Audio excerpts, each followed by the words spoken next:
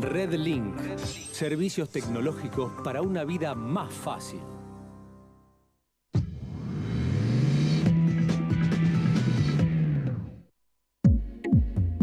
Bien, seguimos en Mercados por Expertos y es un muy buen momento para presentar junto a Gustavo Jorge Giraldes a la City por Dentro TV. Hoy con un tema de por sí relevante, muy interesante y con una invitada de lujo, que simplemente te voy a decir esto, la vamos a felicitar después en la cámara, pero ella le ha sido entregado un diploma en reconocimiento al mérito profesional por parte de la Academia Española de Nutrición y Ciencias de la Alimentación. La vas a presentar en unos segundos, pero de alguna manera ya le estamos dando la entrada a quien hoy es una, como decíamos anteriormente, una invitada de lujo para el programa. Tal cual me adhiero a la felicitación tuya. Estamos recibiendo en el próximo bloque a la licenciada Marcela Leal, directora de la carrera de nutrición de la Universidad Maimónides. Así que vamos a ver y hablar con ella un montón de temas. Sí.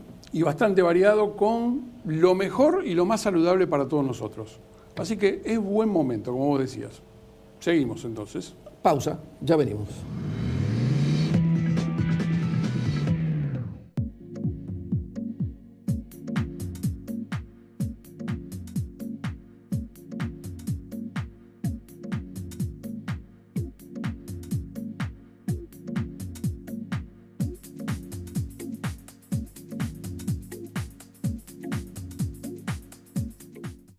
RedLink, servicios tecnológicos para una vida más fácil.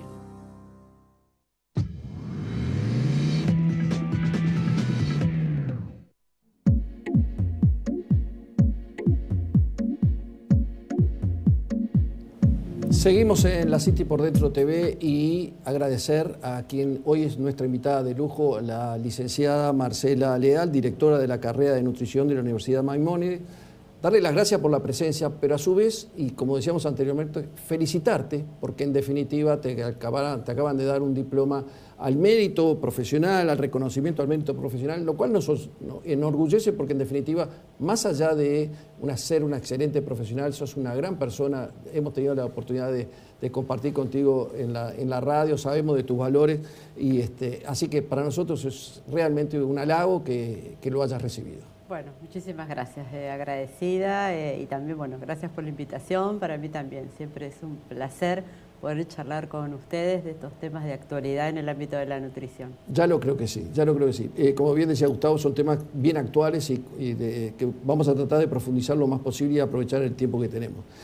Esta pregunta me la hago yo mismo, o sea, te la hago pero me pongo yo en el primer lugar. Las enfermedades crónicas, como el caso de la diabetes, soy diabético, ¿cómo se combate? Primero, dos cosas. ¿Cómo se combate? Y en el rotulado de los... Porque vos hiciste hincapié en una nota con respecto al rotulado de los remedios que se dan. Muchas veces tiene una importancia vital para el paciente, pero el paciente realmente como que no los lee, no le da importancia. ¿Cómo pasa? ¿Cómo se juntan esas dos cosas? Sí, es verdad. El tema del rotulado nutricional es muy importante. Y falta lo que la Organización Mundial de la Salud le dice que falta una alfabetización mundial en el tema de rotulado. Que hay una brecha entre lo que sabemos los técnicos, los profesionales y lo que la gente tiene que leer en una etiqueta. Y no solo en cuanto a la calidad de la información, sino en la forma de presentación. Hay muchos estudios de investigación, sobre todo realizados en España, en las asociaciones de consumidores, donde el consumidor lo que reclama que no ve, o sea, el tamaño de la letra es muy pequeño. Muy chiquito. Que hay demasiada información, que a veces es preferible que haya en un rótulo, no sé, una página web, algún mail, donde las personas puedan buscar información y no que pretendan que toda esa información esté en un envase muy pequeño. Y a veces los tamaños pequeños también, digamos, influyen en contra. Hace poco estuve en una conferencia y en Japón, por ejemplo, lo que hacen es, en los alimentos destinados a adultos mayores, aumentan el tamaño de la letra, sobre todo, o sea, va en consonancia con quién va a leer ese rotulado. Claro, algunos supermercados en Chile tienen en el chango una lupa, entonces vos podés recorrer y poder, digamos, visualizar ese alimento, y es fundamental conocer qué dice el rotulado nutricional, ¿no? Para saber y que no haya engaños. Pero debería haber una concientización también con respecto a eso, ¿no? Digamos, que hay que leerlo, que hay que saber qué es lo que tienen. en cuánto nos sirve, en cuánto no, o sea, también más allá de lo que la palabra del médico, que en definitiva es la que más prevalece, pero en definitiva cuando uno se encuentra frente a ese tipo de cosas, más allá de una lupa, una letra más grande, más chica, tendríamos que haber una concientización que creo que acá no hay, todavía no hay una concientización de lo que significa ese tipo de rotulado. Sí, falta que el consumidor, para hacer elecciones saludables, pueda interpretar adecuadamente. Exactamente. ¿Qué dice, más allá, como vos decís, del tamaño, o sea, el qué está diciendo eso y cómo elijo ese alimento? Inclusive, bueno, el tema de tanto el alimento, tanto la medicación o lo que fuere, no está adaptado a los tiempos que corren, porque la forma de cómo están las presentaciones y demás vienen de épocas anteriores, cuando la tecnología o la posibilidad de acceso a información debería ser mejor utilizado, me parece. Totalmente. Cosa que eso permitiría tener una mejor legibilidad, como vos comentabas, ¿no? Tal cual, Sí, tal cual. Bueno, te saco un poquito del tema de las presentaciones y podemos hablar un poco de desde qué momento tenemos que empezar a tomar conciencia de cómo tenemos que alimentarnos. Desde siempre. Porque de hecho, hoy se habla de lo que es la programación fetal. Ajá. Es decir, se habla de mujeres en edad fértil, es decir, ni siquiera antes de pensar en la concepción, en quedar embarazada, ya tiene que haber, por ejemplo, una reserva adecuada de hierro, para prevenir la anemia, es decir, ya antes de quedar embarazada, sobre todo cuando la persona ya está embarazada, claro, se habla del ciclo vital, del entorno materno y el desarrollo fetal. Hay una teoría, que es la teoría de la programación fetal, del médico un doctor Barker, donde habla que de acuerdo a el entorno fetal, de acuerdo al peso al nacer, es lo que vos estás proyectando a futuro. O sea, un niño macrosómico, un niño gordito, que antes las abuelas decían, cuanto más gordito, más rozagante, hay un riesgo muy alto de diabetes, por ejemplo. Un niño flaquito, el bajo peso al nacer, también hay proyecciones estadísticas que muestran una alta prevalencia de afecciones cardiovasculares.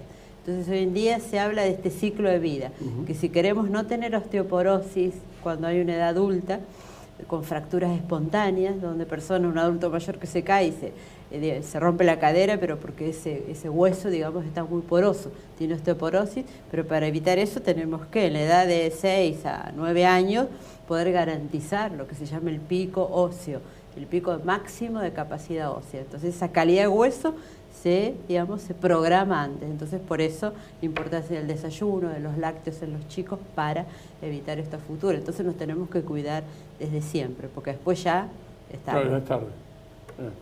En alguna conversación que hemos tenido, has mencionado muy bien el hecho de que al niño lo recibe una heladera antes que una familia. La importancia que tiene en la alimentación saludable el hecho de la reunión de la familia para poder comer, ya sea en el almuerzo o en la cena, preferentemente en la cena, porque el almuerzo a veces es más, la gente trabaja, los niños están en horarios escolares, pero en la cena siempre hay una comida donde debería hacerse en familia. Y has hecho hincapié en eso. Sí, porque ahí tenemos desde lo que es el encuentro de la familia, el compartir todo lo que nos ha pasado en el día, los hábitos alimentarios, y es fundamental que el rol que tienen los padres en el hábito alimentario. Es decir, el padre no puede pretender decirle al chico come verduras, come frutas cuando él no lo hace. Entonces tratemos de que sea una alimentación saludable, pero que toda la familia participe. En edad escolar, digamos, y en adolescentes, donde hay riesgo de trastornos de la conducta alimentaria, como anorexia, como bulimia, ahí también muchas veces esos casos se ven en chicos que comen solo en el cuarto, que dice que comes en el cuarto, donde la familia, digamos, no tiene ahí control. Entonces, bueno, el hecho familiar es muy importante. Un tema que hablamos fuera de cámara y que verdaderamente me llama poderosamente la inquietud de hacerte la pregunta es el tema de los desperdicios alimenticios.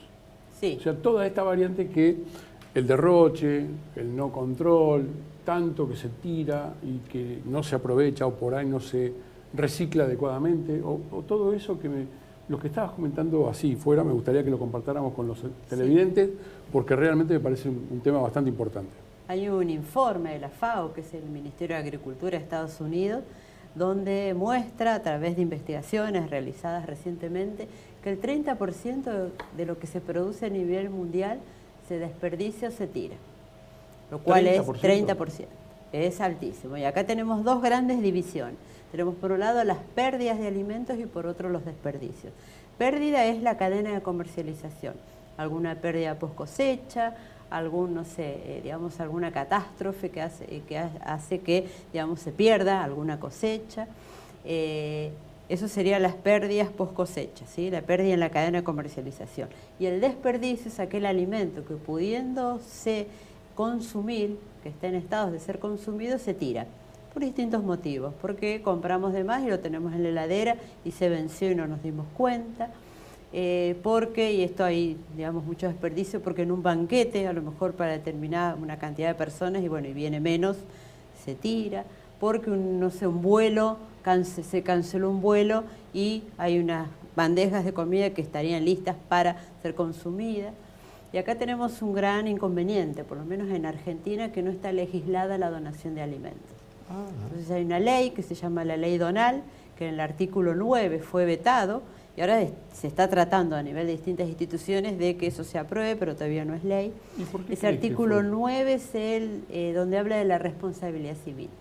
Si yo tengo un restaurante y quiero regalar y donar un alimento, si esa persona, no sé, un día de 40 grados, claro, y que viaja 2 horas hasta la casa y le ocurre algo porque ese alimento a lo mejor en ese trayecto se contaminó, esa persona puede demandarme y me gana porque yo sigo siendo el responsable civil de ese alimento.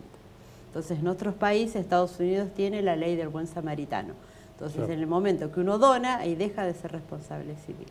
Y este tema de desperdicio es un tema muy importante, muy grave, muy relevante, porque estamos hablando de pérdidas económicas, porque hemos invertido agua, tiempo, tierras, personas que han procesado un alimento que después lo estamos tirando. Tenemos un efecto medioambiental, o sea, pues tenemos gases de efecto invernadero, donde hoy en día, de hecho, hay algunas estrategias muy interesantes, sobre todo que las pude ver en España, en Italia, en Francia, que se llaman kilómetro cero o cocina de proximidad. Hoy en día se está volviendo a las cocinas regionales, es decir, que en un determinado pueblo se compre el alimento que se va a producir en un restaurante, en un hotel, a los locales, o sea, no más de 100 kilómetros, por eso kilómetro cero, ¿no? En el área de proximidad. Cuanto menos viaje el alimento, mejor va a ser. Entonces, bueno, ahí, digamos, hay un tema medioambiental importante. Nosotros desde la Universidad Maimónides estamos haciendo un diagnóstico de situación en restaurantes, y ahí estamos viendo cuáles son las fallas, estamos metiéndonos en la cocina de un restaurante, lo estamos haciendo en una escuela, para ver en qué áreas donde más se desperdicio se tira, y cuáles son las políticas que podemos estar implementando, y la verdad que bueno, hay muchas soluciones que se pueden... Inclusive para mejorar el equilibrio económico de las empresas, porque en definitiva también es parte del lado que también está en juego, más allá de que obviamente tirar comida, como uno en casa siempre dice, totalmente, trate de evitar uno, pero desde lo institucional o desde las empresas debe ser difícil, que eso no tiene, como vos decías, una legislación que apoye, claro, o una norma gubernamental que apoye esa posición. Cuclaro, incluso desde el punto de vista económico. Claro, nosotros, totalmente. Digamos, incluso cuando a mí me consultan, digo que lo ideal es que no haya que tirar nada. O sea, lo ideal es planificar y programarse de manera tal de que haya, digamos, un racionamiento alimentario, y ahí tenemos ahorros de hasta un 30% en materias primas, 20% de agua, un 25% de electricidad, de gas. O sea, hay ahorros concretos donde, digamos, entonces si nosotros minimizamos el desperdicio, vamos a tener un ahorro económico importante. Muy bueno. Es un tema cultural que van a tener que trabajar y mucho en eso, es para concientizar a la gente. Te hago 2 preguntas en una, rapidita. ¿Qué debemos hacer para evitar engordar? ¿Qué no debemos hacer para evitar justamente el engorde? Y si la obesidad es contagiosa. Bueno, para no engordar podemos hacerle caso a lo que son las guías alimentarias para la población argentina, que son varios mensajes. Algunos de ellos puede ser el consumir todos los días frutas y verduras, 5 porciones, 3 porciones de verduras y 2 de fruta por día. Nosotros como argentinos no llegamos ni a la mitad siquiera de esa cantidad, preferentemente crudas para tener un tenor de vitaminas y minerales importante. un consumo de lácteos. A partir de los 2 años ya los lácteos pueden ser descremados, entonces bueno, leches, queso, asegurarnos este tema de que decía de consumo de calcio para evitar patologías posteriores. Consumir carnes de todo tipo, o sea, carne roja, carne de pollo, de pescado, conejo, cerdo, o sea, hay varias, digamos, varias carnes, garantizando de que sean, digamos, que tengan bajo tenor graso. Aumentar el consumo de legumbres, casi no se come en nuestra población, todo lo que es garbanzo, lentejas, porotos, entonces son fuentes de fibra alimentaria, de polisacáridos. Tomar bastante agua y no, digamos, que no haya un desplazamiento del agua por tantas gaseosas y bebidas endulzadas y azucaradas, digamos, que aportan tantas calorías.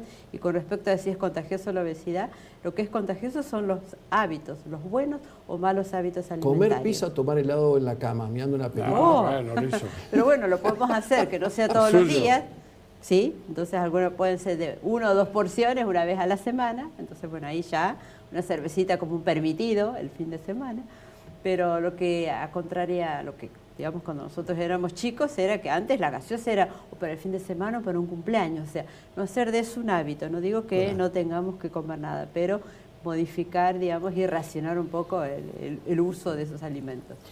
Marcela, se nos acabó el tiempo. Te agradecemos mucho por habernos acompañado, pero bueno, lamentablemente los tiempos son tiranos en la televisión, así que seguramente vamos a estar invitándote nuevamente. ¿Cómo no? Un Un placer. gusto. ¿No? Perfecto. Así que gracias por haber venido. Muchas gracias. Señor, ¿Pasó bien? bárbaro, excelente. Bueno, ¿lo espero en 7 días? Sí, Si Dios quiere. si Dios quiere. Con mucho más La City por Dentro TV, acá, por Metro. Si Dios quiere, en 7 días. Chao.